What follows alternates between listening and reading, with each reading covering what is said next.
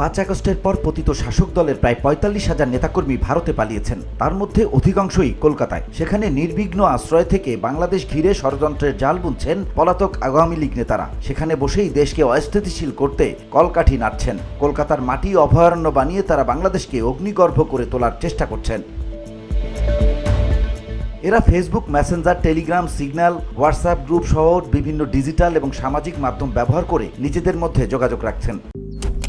Malaysian প্রযুক্তিতে তৈরি অত্যাধুনিক cleaning machine modern vacuum cleaner যে কোনো ধরনের ধুলো ময়লাকে পরিষ্কার করে ঘরকে করে তুলুন চকচকে ও আকর্ষণীয়। Modem, brand of luxury.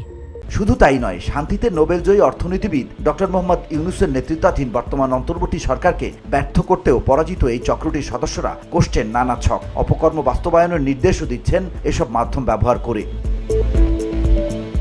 এদের মধ্যে দলীয় কর্মকাণ্ড দেখভাল করছেন আফামা বাহাউদ্দিন নাসিম। সাবেক স্বরাষ্ট্রমন্ত্রী আসাদুজ্জামান খান কামাল পুলিশ সহ বিভিন্ন বাহিনীর সঙ্গে নিয়মিত যোগাযোগ রাখছেন। সরকারের গোপন তথ্য উপাত্ত সংগ্রহ করছেন। পুলিশ বাহিনীতে যে এখনো অস্থিরতা বিরাজ করছে, তারা পুরোপুরি কাজে মনোযোগ দিতে পারছে না। এর পেছনে সাবেক এই স্বরাষ্ট্রমন্ত্রীর মদত রয়েছে বলে অভিযোগ রয়েছে।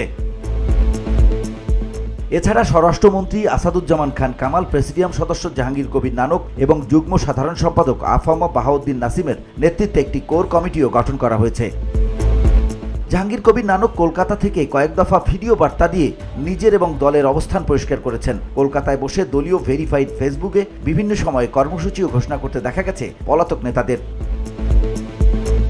বাংলাদেশকে অস্থিতিশীল করার জন্য ঢাকাসহ বিভাগীয় শহরের চিহ্নিত শীর্ষ সন্ত্রাসী, জেলা ও উপজেলা পর্যায়ের তালিকাভুক্ত সন্ত্রাসী, ভাড়াটে কিলার, মাদক ব্যবসায়ী, সোনা কারবারি, সীমান্তরক্ষী এলাকার চিহ্নিত স্মাগলার, সশস্ত্র সর্বহারা গ্রুপের সদস্যসহ বিভিন্ন গ্রুপের সঙ্গে এই নেতারা যোগাযোগ রাখছেন। তাদের ইশারায় অশান্ত হয়ে উঠছে দেশের দক্ষিণ পশ্চিমাঞ্চল। সক্রিয় হচ্ছে নিষিদ্ধ সর্বহারা গ্রুপ।